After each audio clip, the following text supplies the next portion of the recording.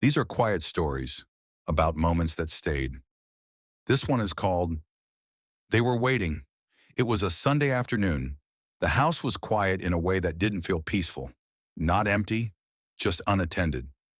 My parents were in their bedroom. My brothers were outside, somewhere beyond the windows. And I was alone in the living room, lying on the sofa, watching the light change. I didn't notice them arrive. I noticed them because they were already there. Not shadows exactly, but dark in a way that held shape. They had heads, narrow shoulders, thin arms. Not shadows exactly, but dark in a way that held shape. They had heads, narrow shoulders, thin arms, and eyes.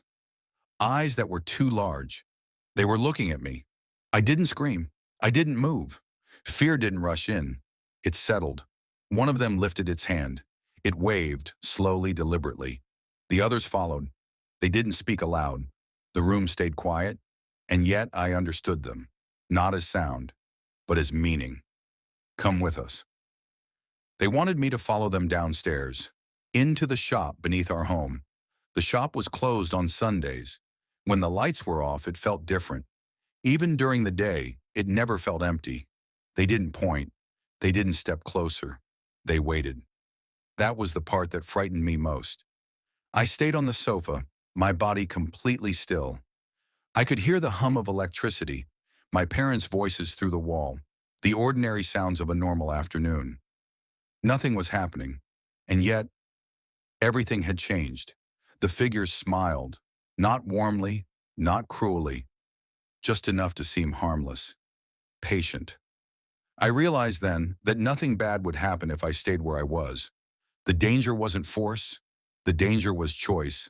Something tightened in my chest. My hands went cold. My feet pressed harder into the floor. I didn't decide not to follow them. My body decided first. Slowly, I shook my head. No. The waving stopped. The room felt heavier, as if something had withdrawn. I stood up carefully. I didn't run. I didn't look back. I walked to my parents' bedroom. My father said it was my imagination. To prove it, he carried me downstairs, turned on every light, opened every door. The shop was empty, bright, ordinary.